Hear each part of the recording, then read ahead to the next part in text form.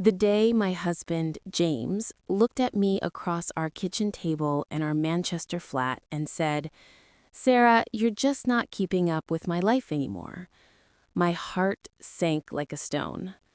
His voice wasn't loud or cruel, just distant, as if I was someone he barely knew. The rain was drumming on the windows, the kettle steaming in the background, and I stood there, hands trembling, wanting to scream about all I'd given up for him, my career, my family, my dreams. But instead, I pressed my lips together, nodded, and turned to stir the soup on the stove, my eyes stinging with quiet tears. Our story began 15 years ago in Birmingham. I was 22, a budding photographer working for a local magazine. My parents ran a small bakery, and I was their dreamer, always chasing the perfect shot. James was charming, a finance graduate with big plans to climb the corporate ladder in London. We met at a friend's summer barbecue, him flipping burgers, me snapping candid photos. He teased me about my camera, and we laughed until midnight, sharing stories under a string of fairy lights. By the end of the night, he asked for my number, and I felt like my life was about to change. We fell hard and fast. When James got a job offer in London, he proposed. "Come with me, Sarah," he said, his blue eyes bright with promise. "We'll make it big together." My parents were hesitant. Moving to London meant leaving my job, my roots. But love made me bold. I said yes, packing up my camera, my portfolio, and my hopes, ready to start fresh with him. In London, life sparkled at first. Our flat was small, in a noisy corner of Camden, but it felt like an adventure.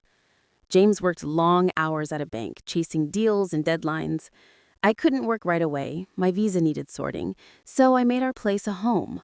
I'd hunt for deals at markets to cook his favorite shepherd's pie, even when ingredients stretched our budget. At night, I'd wait up, the radio playing softly just to hear him talk about his day. To help out, I took freelance photo gigs, weddings, small events. It wasn't my dream of shooting for big magazines, but it paid bills. James needed a laptop for work, so I skipped buying a new lens for my camera. "You're a star, Sarah," he'd say, hugging me tight. Those words made every sacrifice feel worth it. Time moved on, and James's career soared. He got promotions, worked even longer hours.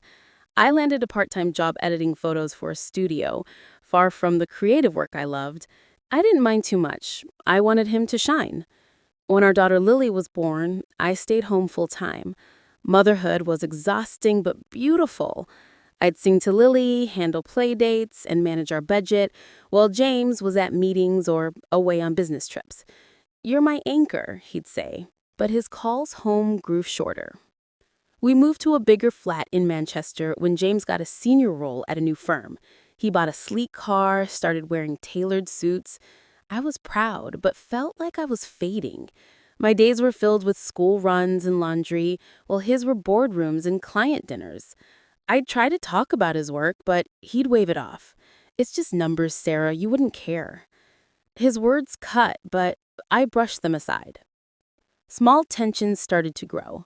James spent evenings with colleagues, coming home late, talking about fancy restaurants I'd never seen.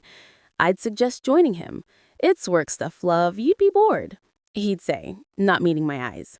I felt out of place, like I didn't belong in his shiny new world. Lily felt it too. "Why's Daddy always busy?" she'd ask, her brown eyes searching mine. I'd hug her and say, "He's working for us, sweetheart." But doubt crept in. I'd given up so much. My photography career, my friends in Birmingham, my savings. I sold my mother's pearl necklace to pay for Lily's school trip when James's bonus was late. He didn't ask how I managed. He just assumed I would. The distance grew colder. James was always on his phone, smiling at texts I didn't see. I overheard a colleague at a work party mention him and a new friend from the office, a young woman named Emma. My stomach knotted, but I told myself it was nothing. I was Sarah, the one who kept our family together, the one who sacrificed without asking for thanks. One evening, I found a hotel receipt in his jacket, dinner for two in Leeds. I asked him about it, keeping my voice calm. "It's just a client, Sarah," he said, rolling his eyes. "Don't make a fuss." But his tone was sharp, and I felt small. Had he forgotten everything I'd done for us? The breaking point came on Lily's 8th birthday. I'd spent days planning a party, baking a cake, decorating with balloons, setting up a little photo booth for her friends. James promised to be there early, but he walked in late, distracted, checking his phone. Lily ran to him, excited, but he barely hugged her. At dinner, I tried to spark a conversation about our old Birmingham days. He sighed, frustrated. "Sarah, you're just not keeping up with my life anymore. You're stuck in the past." His words sliced through me. I stared at him, my voice low. "I gave up everything for you, James. My job, my dreams, my family's necklace. And you think I'm stuck?" He looked away, saying nothing. That silence broke something inside me. I cleared the table, sent Lily to bed, and sat alone in the dark, tears falling quietly. The days after were heavy. I went through the motions, making breakfast, driving Lily to school, smiling for her sake. James acted like nothing happened, but his eyes avoided mine. I felt like a ghost in our home. Lily noticed. "Are you sad, Mummy?" she'd ask. I'd kiss her forehead and say, "I'm okay, love." But I wasn't. I started looking back. Every sacrifice, my career, my savings, my time, had been for our family, for him. But he'd forgotten, or maybe he never really saw. The betrayal wasn't just Emma. It was his dismissal of all I'd given. I'd poured my heart into our life, and he'd stopped noticing. I decided to reclaim myself. I signed up for a photography course at a local college, dipping into savings I'd hidden away. I joined a women's group in Manchester, meeting others who'd felt invisible. Their stories gave me courage. I dusted off my camera, started shooting again. Flowers in the park, Lily laughing, city lights at dusk. It felt like breathing after years underwater. Lily saw the change. "You look happy, Mummy," she said, and I hugged her tight. One rainy evening, James came home early, his face tired. "Sarah, we need to talk," he said, sitting on the couch. My heart braced for more pain, but he looked broken. "I've been an idiot. I got caught up in work, in attention from someone else. It's over. I'm sorry." He confessed to getting too close to Emma, not a full affair, but enough to hurt. I listened, my heart guarded. "I carried us, James," I said, my voice steady. "I gave up my dreams for yours, and you forgot me." He nodded, eyes down. "I know. I don't deserve you." He promised to change, to be present.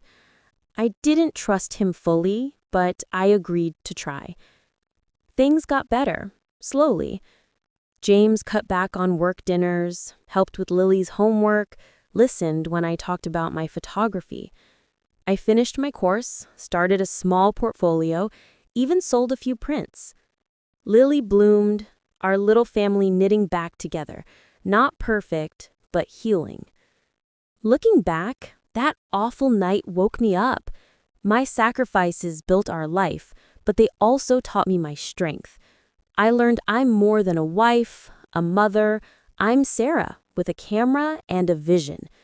To anyone feeling unseen, know this: your sacrifices are your power, but don't let them define you. Find your spark and let it light your way.